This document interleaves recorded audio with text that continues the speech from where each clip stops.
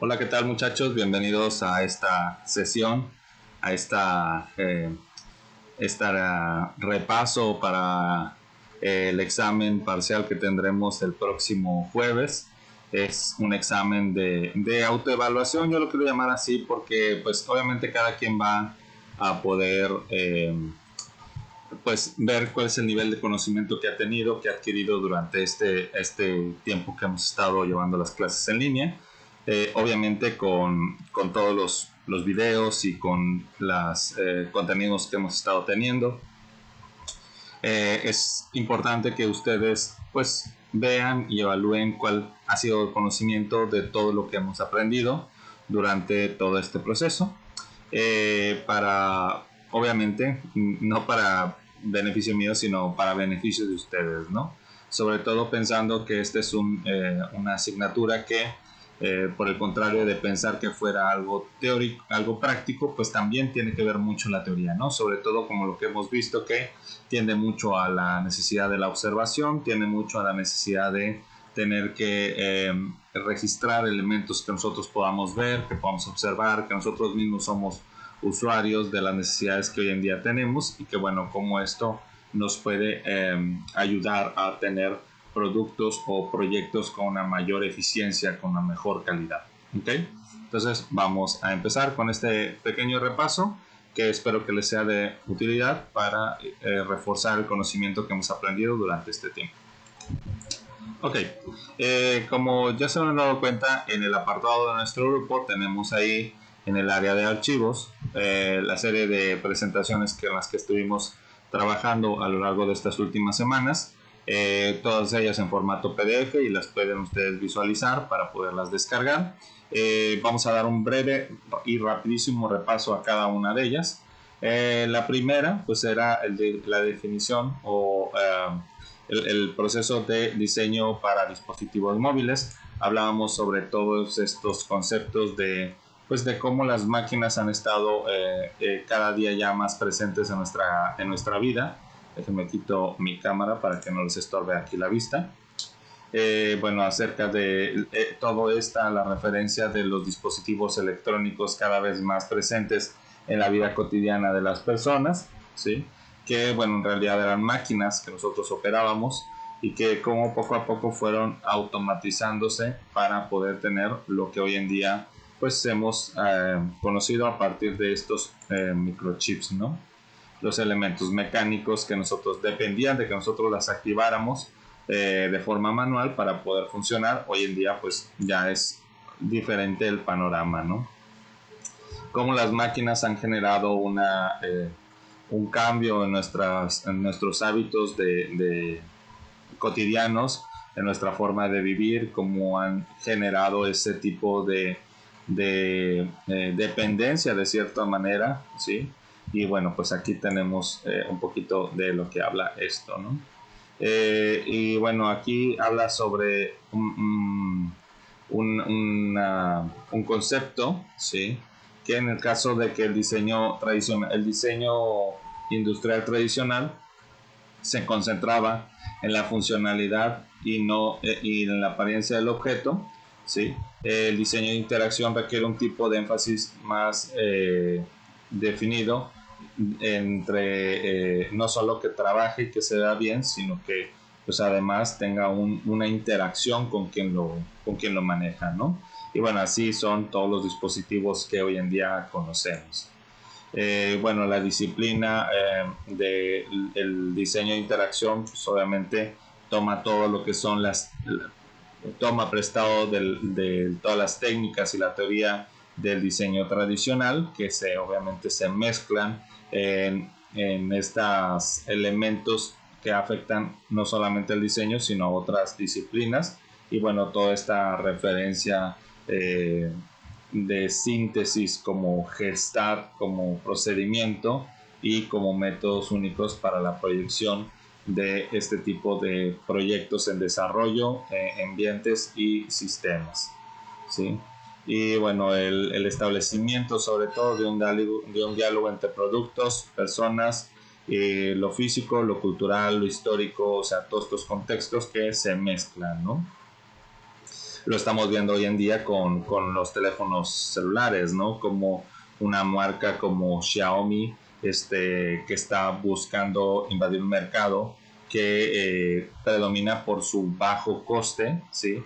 Y con una calidad excepcional, como lo puede marcar Samsung, como lo puede marcar Apple, y obviamente lo que ellos quieren es que el usuario tenga esa mayor accesibilidad con un menor costo de producción. Bueno, y cómo el diseño de interacción ha generado este cambio, ¿sí? A través de las telecomunicaciones, ¿no? Como hoy en día podemos ver el contenido que querramos a la hora que querramos, donde quiera que estemos, siempre y cuando tengamos internet, y aún en casos específicos, cuando aún tampoco tenemos internet, porque podemos descargar la música o las películas para verlas en momentos posteriores. ¿Ok?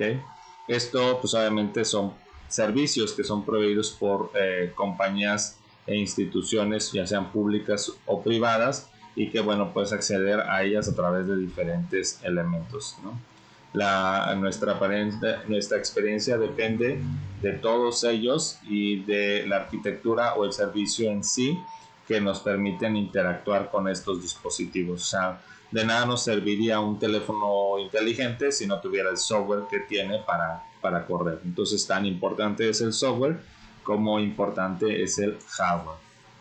Y bueno, esto lo veamos a grandes rasgos sobre el proceso de diseño e interacción y todas las áreas que toca en sí, al ser un elemento multidisciplinar.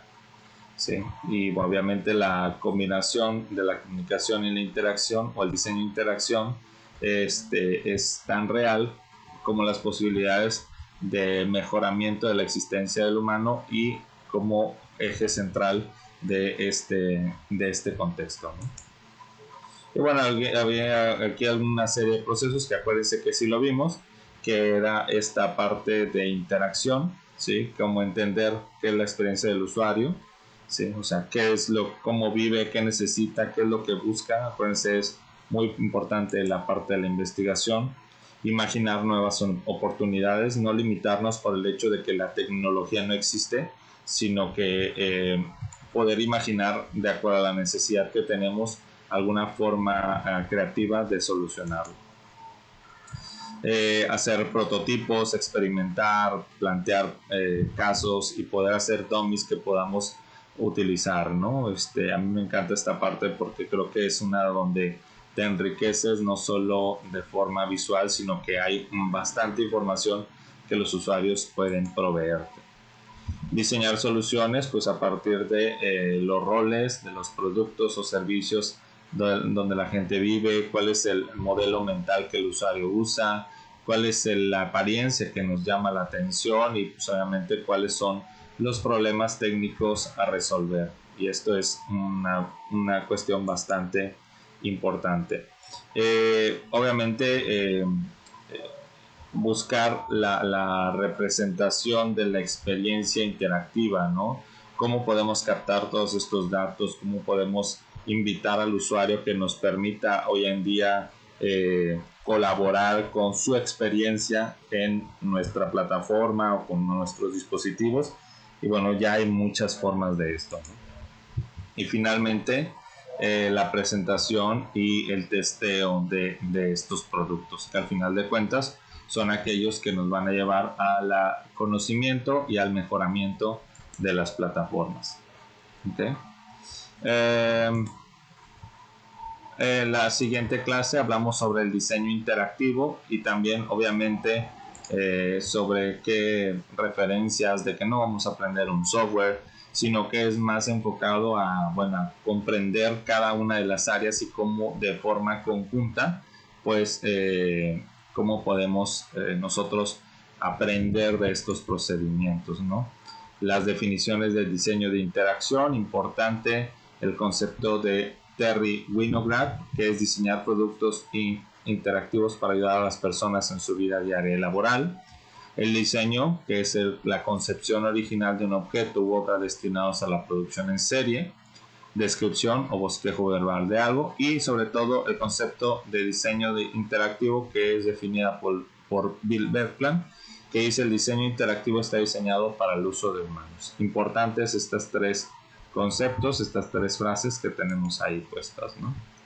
El proceso de esto de interacción es obviamente la identificación, el diseño, la construcción de prototipos y la evaluación, que básicamente es lo que vimos anteriormente, pero desarrollado de manera puntual.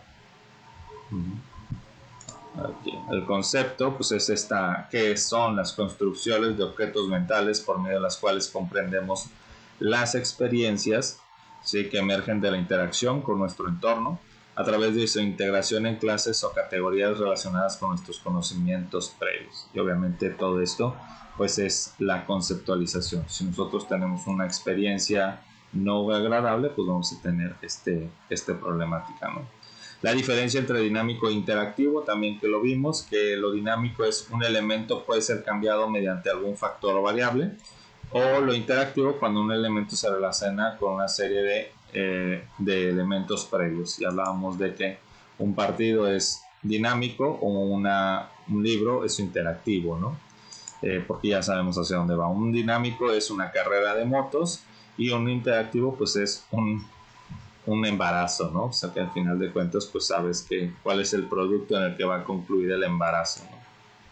¿Qué es dinámico? Bueno, pues en este caso un tornado, que cuando se dan las condiciones climatológicas adecuadas, pues va haciendo esto. Y ¿qué es interactivo? Pues el calentamiento global, ¿no? O sea, dependiendo de todo lo que se está haciendo, va generando una consecuencia que ya estamos conociendo y experimentando actualmente.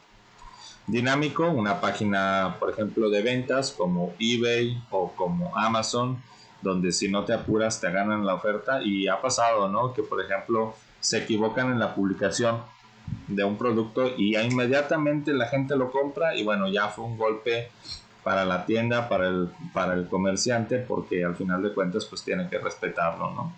Interactivo pues son aquellas páginas que están ahí, que no tienen tanto movimiento, que son más enfocadas al diseño de publicación de información, ¿no? O sea, no hay tanto cambio entre uno y otro.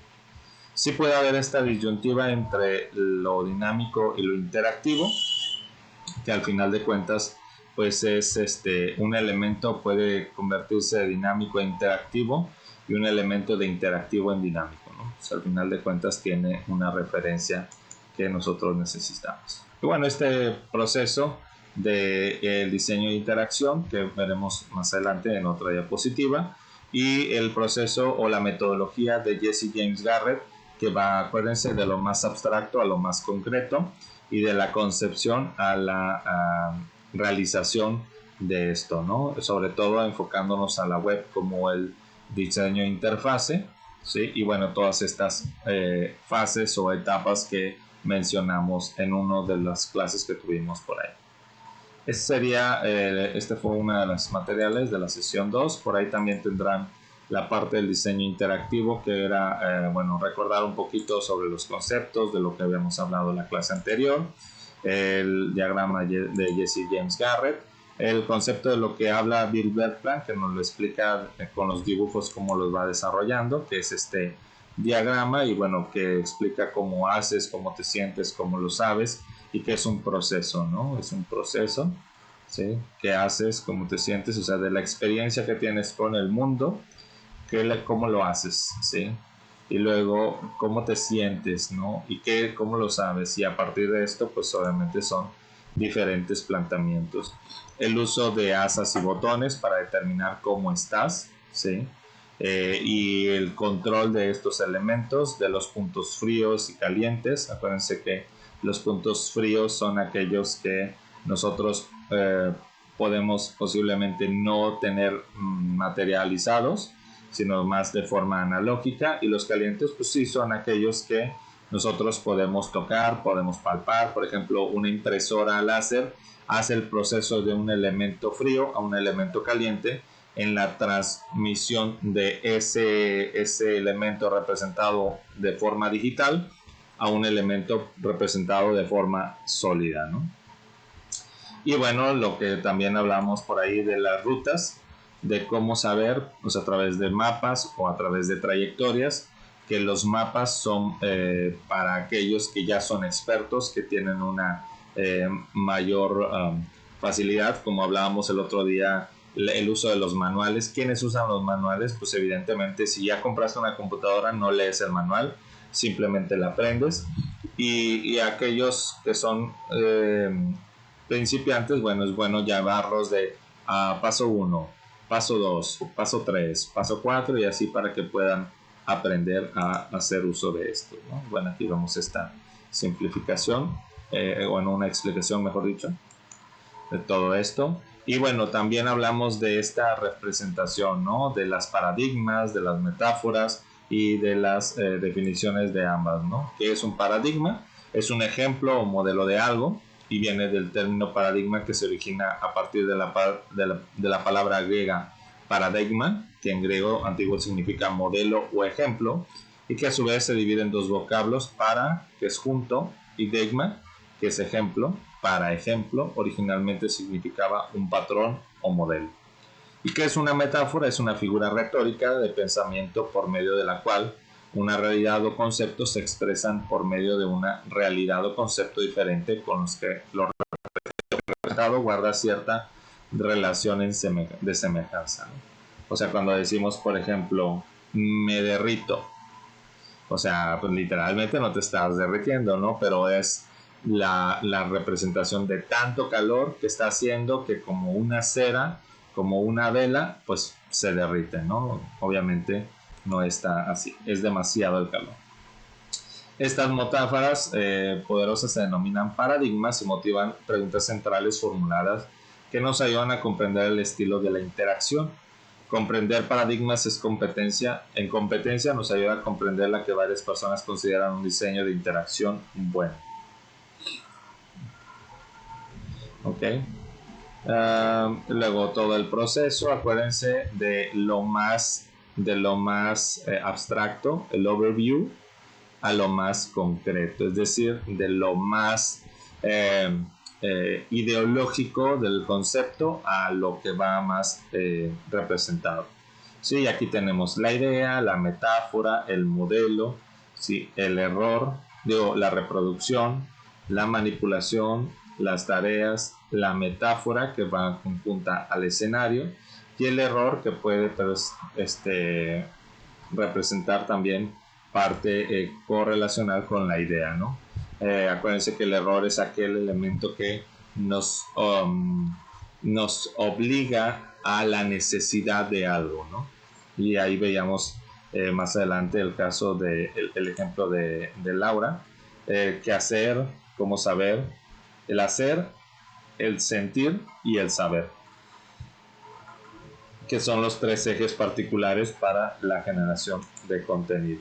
Y bueno, hablábamos de esto, de la idea y la metáfora, el modelo, el display, el control, las tareas, el escenario y el error. Y por ahí también veíamos el ejemplo de esta alumna con Sam y Sally, ¿sí? Que tenían esta referencia de este ejemplo, que ustedes también por ahí hicieron. El concepto de infonomía y cuáles son las áreas de infonomía que hoy en día pues podemos encontrar como algo ya, una realidad bastante tangible. Y esto fue materiales de clase de la tercera, que fue la tercera sesión. Sí, porque en la cuarta sesión igual dimos un repaso a lo que era el diseño interactivo, cómo se siente, cómo se piensa, y la respuesta a la creatividad pues son todos estos elementos. Creatividad o creatividad, ya hablábamos de todo lo que significa el diseñar, ¿sí? Y de los elementos que intervienen. Esta referencia de todos somos creativos, pero a algunos se nos corta la creatividad cuando nos limitan por varios factores del entorno, ¿no?